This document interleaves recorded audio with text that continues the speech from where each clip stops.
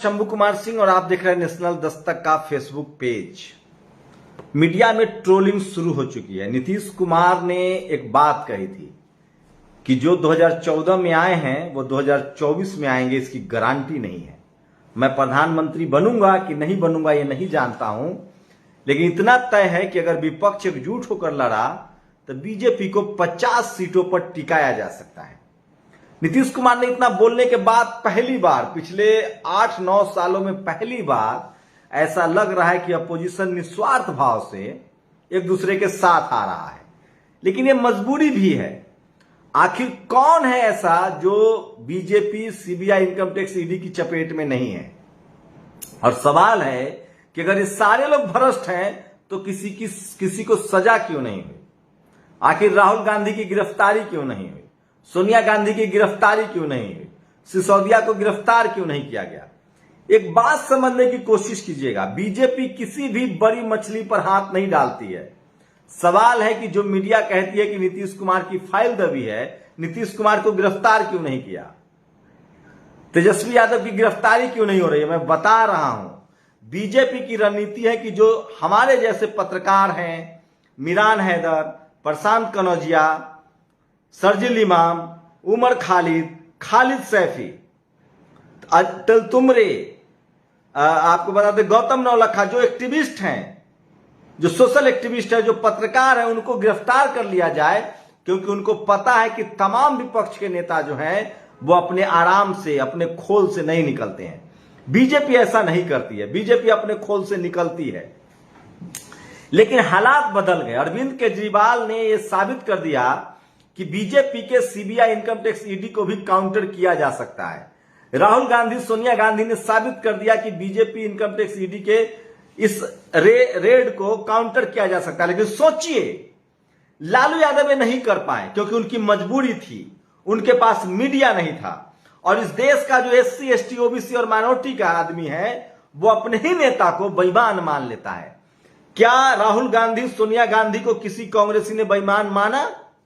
क्या अरविंद केजरीवाल को, सिसोदिया को, जैन को किसी सवर्ण ने बेईमान माना? नहीं माना। लोग क्या कह रहे हैं? बीजेपी परेशान कर रही है। लेकिन बहुजनों ने क्या किया? एससी, एसटी, ओबीसी, माइनॉरिटी के लोगों ने मायावती, अखिलेश यादव, तेजस्वी यादव, लालू यादव, नीतीश कुमार, इन सबको बेईमान मान लिया है। ये हम लोग की कमजोरी है। अपने ही लोगों की आलोचना करना, अपने ही लोगों को नीचे दिखाना, ये पिछड़ों का स्वभाव है, मानवीय स्वभाव नहीं है। लेकिन लगता है कि अभी खेल पलट रहा है। आज नीतीश कुमार ने दिल्ली के मुख्यमंत्री केजरीवाल से बात की, जिनके पास पंजाब में भी सरकार है और जो गुजरात में बीजेपी का रायता करने के लिए तैयार है। राहुल गांधी से मुलाकात की, उनको बताया गया है, जो सूत्र बता रहे हैं कि राहुल गांधी से कहा गया है कि चाहे गुजरात हो, मध्य प्रदेश हो, राजस्थान हो, छत्तीसगढ़ हो, इन राज्यों में आपको छोटी छोटी पार्टियों को भी अपने गठबंधन में लेना है। वहीं यहां सबसे बड़ी मुलाकात रही है जेडीएस के साथ। कर्नाटक में अगर जेडीएस और कांग्रेस एक साथ, जनता दल सेकुलर, जो देवगौड़ा की पार्टी, अगर एक साथ चुनाव लड़ती है तो यकीन मानिए बीजेपी के लिए दरवाजा बंद हो जाएगा। यूपी से बड़ी खबर है, अखिलेश यादव से नीतीश कुमार की मुलाकात हुई है। लेकिन मैं एक बार फिर कह रहा हूं, इस पूरे खेल में अभी भी 3 लोग हैं, जगन मोहन रेड्डी, ममता बनर्जी और नवीन पटनायक। वो उनकी अहम भूमिका होगी और उसको नीतीश कुमार और लालू यादव मनाने में, मैनेज करने में सफल हो जाएंगे। बनती है बात बीएसपी सुप्रीमो मायावती की। मैं एक बार फिर कह रहा हूं, भारत की राजनीति में बीएसपी सुप्रीमो मायावती को, बीएसपी को आप दरकिनार नहीं कर सकते हैं, क्योंकि सबसे कैडर वाली वोट पार्टी है वो। और मैं जानता हूं कि बीएसपी, चाहे मायावती का जो सोशल कमिटमेंट है वो समाज के प्रति है। और वो लोग जो कहते हैं कि वो डरी हुई हैं, सहमी हुई हैं, एक दिन वो झूठे साबित होंगे। और यकीन मानिए मायावती बड़ा पत्ता खेलेंगी और अंतिम समय में बीजेपी की कील, ताबूत में आखिरी कील जो होगा वो मायावती ठोकने का काम करेंगी। परिपक्व नेता हैं, बहुजन नेता हैं, सम्मान है उनका। और उनकी बात को देखिएगा, गांठ बांध लीजिए, नीतीश कुमार लालू यादव में वो सलाहियत है कि बीएसपी सुप्रीमो मायावती भी उनके साथ खड़ी होंगी। तय होगा केंद्र में कौन क्या बनेगा, राज्यों में क्या कौन बनेगा। एक बात तो तय है कि बीजेपी के ब्राह्मण नेता नड्डा ने बड़ी गलती कर दी है। बिहार में गए थे और उन्होंने कहा था कि क्षेत्रीय दलों को खत्म कर देंगे। नीतीश कुमार के रोंगटे खड़े हो गए, कान खड़े हो गए और उन्होंने बीजेपी को ही खत्म करने का प्लान बना लिया है। अब टीवी अखबार को लगा दिया गया है। टीवी अखबार के एंकर पूछ रहे हैं कि बीजेपी को कैसे रोकेंगे। टीवी अखबार के एंकरों को पता ही नहीं है। राजेंद्र प्रसाद सिंह कहते हैं कि कांग्रेस और बीजेपी बड़ी संख्या जनाधार वाली पार्टी नहीं है। जितने भी सवर्ण लीडरशिप वाली पार्टियां, चाहे वो ममता की पार्टी हो, चाहे वो नवीन पटनायक की पार्टी हो, चाहे कांग्रेस हो, चाहे बीजेपी हो, ये पार्टियां पैसे वाले लोगों की पार्टी है। ये पार्टियां मीडिया वालों की पार्टी है। इस देश में अगर बड़ी पार्टी की बात करेंगे, जनाधार वाली पार्टी की बात करेंगे, तो सपा, ओबीसी दल वाला, बसपा, आरजेडी, जेडीयू, ये डीएमके, ये जो पार्टियां हैं ये ज्यादा संख्या वाली पार्टियां हैं। एससी, एसटी, ओबीसी माइनॉरिटी के लोग, ओवैसी के पास ज्यादा जनाधार है। मैं इसलिए कह रहा हूं कि अगर इस देश में एससी, एसटी, ओबीसी माइनॉरिटी के लोग मंडल बनाम कमंडल, सवर्ण बनाम गैर सवर्ण का चुनाव करके लड़ते हैं तो फिर बीजेपी को हराने से कोई नहीं बचा सकता है। और नीतीश कुमार में वो सलाहियत है। जिस कम्युनिटी से नीतीश कुमार आते हैं, ओबीसी कम्युनिटी से आते हैं, पिछड़े समाज से हैं, 60% वोट नीतीश कुमार के कम्युनिटी से है। अगर कम्युनिटी वाइज बात करें तो शेड्यूल कास्ट वोट इस देश में लगभग 15% है। ट्राइबल कम से कम इस देश में 10% के आसपास है। मुसलमान इस देश में 15% है। तो कुल मिला के 90%, 85% एससी, एसटी, ओबीसी माइनॉरिटी का वोट होता है। यकीन मानिए 2024 में संसद में आपको एससी, एसटी, ओबीसी और माइनॉरिटी के लोग सबसे ज्यादा संख्या में दिखेंगे। कांग्रेस को अपने हित छोड़ने पड़ेंगे, कंप्रोमाइज छोड़ने पड़ेंगे और तमाम राज्यों में लोग गठबंधन के साथ चुनाव लड़ने की पॉलिसी बना रहे हैं। एक बात तो तय है कि नीतीश कुमार को अलग करके बीजेपी ने बड़ी गलती कर दी है। देखिए, कई बार क्या होता है, लगातार सफलता आपको ना कुरमगज बना देती है, आपको गलती करने के लिए मजबूर कर देती है। सोचिए बीजेपी ने क्या गलतियां की। सारे नेताओं को एक साथ इनकम टैक्स ईडी छोड़ दिया, जलील करना शुरू कर दिया। मीडिया ने क्या किया, जनता को एकदम इग्नोर कर दिया। बीजेपी की सीधे सीधे प्रवक्ता बन गई। मीडिया पर से भरोसा उठ गया, income tax, ED, CBI, CAG से भरोसा उठ गया। नतीजा यह हुआ कि अब जिसके ऊपर छापा पड़ता है लोग कहते हैं कि वो ज्यादा ईमानदार है। और नीतीश कुमार राजनीति के नब्ज को जानते हैं। 20 साल पूरा कर लेंगे अगर वो इस टर्म 2024 तक पूरा करते हैं मुख्यमंत्री का, जो कि तय है। मैंने आपको पहले ही बताया था नीतीश कुमार आखिरी बाजी लड़ रहे हैं। उनको पता है कि 20 साल वो मुख्यमंत्री रह पूरा कर लेंगे।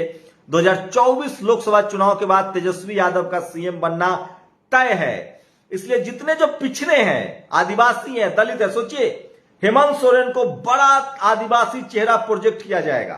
पिछड़े समाज से नीतीश कुमार है, स्टालिन के साथ उनके अच्छे रिश्ते हैं, नवीन पटनायक, ममता बनर्जी, ये सब नाराज हैं बीजेपी से अंदर खाने।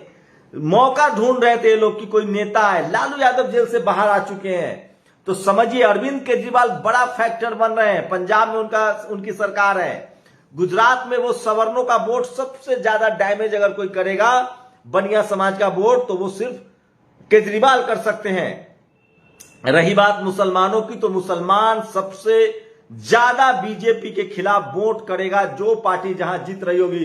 रही बात पिछड़ों की, तो वो उसको लेकर नीतीश कुमार, लालू यादव, अखिलेश यादव बड़ा फैक्टर है। शेड्यूल कास्ट को लेकर एक बड़े चेहरे की जरूरत है, जो मायावती जी बड़ा सबसे बड़ी चेहरा है, उनको आगे रखा जाएगा। और यकीन मानिए कि नीतीश कुमार ने पूरी प्लानिंग कर ली है, समय भी है उनके पास 2 बार। और ये तय है कि अब जिस तरह से देश की अर्थव्यवस्था, और सुनिए हालात क्या है, मीडिया की विश्वसनीयता खत्म हो चुकी है, बेरोजगारी चरम पर है, भुखमरी चरम पर है, गरीबी चरम पर है, लोगों के बिजनेस चौपट हो रहे हैं। और सबसे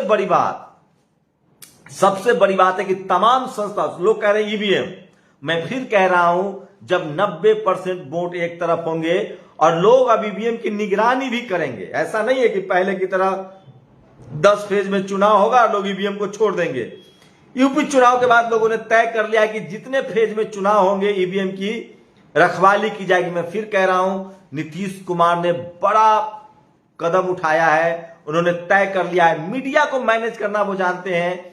पत्रकारों के सवाल से अब पत्रकारिता, सोचिए टीवी अखबार असरदार नहीं रहा, वो बेअसर हो गया है। लोगों को लगता है कि अगर टीवी अखबार मोदी की तारीफ कर रहा है इसका मतलब वो कुछ झूठ बोल रहा है, तो विश्वसनीयता खत्म हो गई। सोचिए पहले इनकम टैक्स का रेड पड़ता था, सीबीआई का छापा पड़ता था, लोग उसको बेईमान समझते थे। अब जिसके यहां छापा पड़ रहा है, रेड पड़ रहा है, लोग उसको ईमानदार समझ रहे हैं। तो मोदी जी की सरकार ने सारे संस्थाओं की विश्वसनीयता खत्म कर दी है। चुनाव आयोग की विश्वसनीयता खत्म है और इसका फायदा नीतीश कुमार को मिलने जा रहा है। एक कड़ी अब बच रही है, बीएसपी सुप्रीमो मायावती। मुझे लगता है कि लालू यादव, नीतीश कुमार में इतनी सलाहियत है कि वो कड़ी भी साथ ली जाएगी और 2024 के चुनाव में सब कुछ दूध का दूध और पानी का पानी हो जाएगा। आज जिस तरह से लेफ्ट से अखिलेश यादव से, अरविंद केजरीवाल से नीतीश कुमार ने मुलाकात की है, केसीआर से मिल चुके हैं, डीएमके के साथ ठीक ठाक गठबंधन है, हेमंत सोरेन के साथ आ रहे, तो एक भी विपक्ष की पॉलिटिकल पार्टी नहीं है। और मैं फिर कह रहा हूं, बीजेपी को सबसे बड़ा धक्का लग सकता है। कुछ ऐसे राजनीतिक दल हैं जो उनका साथ छोड़ने के लिए तैयार बैठे हैं, जो उनकी वैचारिक सहमति नहीं है। अनुप्रिया पटेल का जो अपना दल है वो अलग हो सकता है, क्योंकि जब उसके पास कुछ नहीं बचेगा, राजभर उससे अलग हो सकते हैं। बिहार में तो बिल्कुल सुपरा साफ हो सकता है। यूपी में भी अखिलेश यादव अगर स्टैंड लेते हैं और अगर यूपी में गठबंधन नहीं होता है सपा बसपा का, तो यकीन मानिए शेड्यूल कास्ट के लोग, मुसलमान, पिछड़े सबसे ज्यादा बड़ी गोलबंदी दिखाएंगे। नीतीश कुमार की एक बड़ी छवि है, सोचिए अति पिछड़ों में उनकी छवि है। जो धर्म के नाम पर कुर्मी और कुशवाहा बिहार के अलावा दूसरे राज्यों में बीजेपी को वोट करती है, वो वोट उनसे छिटकता है, तो यकीन मानिए उनके पास कुछ नहीं बचेगा। मुसलमान नाराज है, शेड्यूल कास्ट के लोग नाराज हैं, आदिवासी नाराज हैं, ओबीसी अब 50-50 नहीं 90 वर्सेस 10 हो जाएगा। अगर कुर्मी, कुशवाहा, यादव ये अगर हटते हैं तो फिर बीजेपी के पास कुछ नहीं रहेगा। यकीन मानिए नीतीश कुमार ने कैलकुलेटिव रिस्क लिया है, सोच समझ के, गुना भाग करके, जोड़ घटाव करके उन्होंने तय किया है। और सबसे बड़ी बात है कि लालू यादव जो है वो स्क्रिप्ट लिख रहे हैं, वो वैसे बड़े फैक्टर होंगे। आप उम्मीद कीजिए कि अगर इस विपक्ष में आज के डेट में यह स्थिति हो गई है कि जो भी इस विपक्ष की मीटिंग में नहीं आएगा उसको जनता बीजेपी का एजेंट मान लेगी, चाहे वो कोई भी हो। तो ओवैसी के पास भी विकल्प नहीं है, वो भी इस गठबंधन में आएंगे। और यकीन मानिए जिस तरह के हालात हैं, सीबीआई, इनकम टैक्स, ईडी का जिस तरह से इस्तेमाल किया जा रहा है, जिस तरह से सरकार से सवाल पर पूछने वाले पत्रकारों, एक्टिविस्टों को जेल में डाला जा रहा है, जिस तरह से भ्रष्टाचार है, बेरोजगारी है, घुसपैठ है, ये सबसे लोग आहत हो चुके हैं। जब पेट पर लात पड़ती है तो आदमी भजन नहीं गाता है, मजबूरी है लोगों की, पेट पर लात पड़ रहा है। और यकीन मानिए कि अब धर्म की राजनीति अपनी अंतिम सांसें गिन रहा है। और मुझे लगता है कि मध्य प्रदेश जैसे राज्यों में जब SC ST OBC माइनॉरिटी के लोग इतने एकजुट हो रहे हैं तो 2024 में अलग होगा। एक बात तो तय है कि नीतीश कुमार के इस दावे में तो दम दिखता है कि कौन प्रधानमंत्री होगा ये तय नहीं है, लेकिन जो 2014 में आए हैं वो 2024 में नहीं रहेंगे। आप लोग की क्या प्रतिक्रिया, अपनी प्रतिक्रिया जरूर दीजिए। जिस रफ्तार से नीतीश कुमार विपक्षी नेताओं से मिल रहे हैं, बातचीत हो रही है, इतना तो तय है कि 2024 का चुनाव बीजेपी के लिए आसान नहीं होने वाला है। और क्या उसके नए पार्टनर मिलेंगे? अकाली दल उससे दूर है, ममता नहीं जा सकती है, नवीन नहीं जा सकते हैं, जगन मोहन रेड्डी नहीं जा सकते, क्योंकि ये लोग मुस्लिम वोट नहीं खोना चाहेंगे। तो सवाल है कि बीजेपी को पार्टनर के तौर पे कौन मिलेगा। और अगर बीजेपी के पास कोई पार्टनर नहीं मिलेगा SC ST OBC के पॉलिटिकल लीडरशिप वाली, तो सिर्फ सवर्णों के वोट से बीजेपी का बेड़ा पार नहीं लग सकता है। आप लोग अपनी प्रतिक्रिया जरूर दीजिए। शुक्रिया।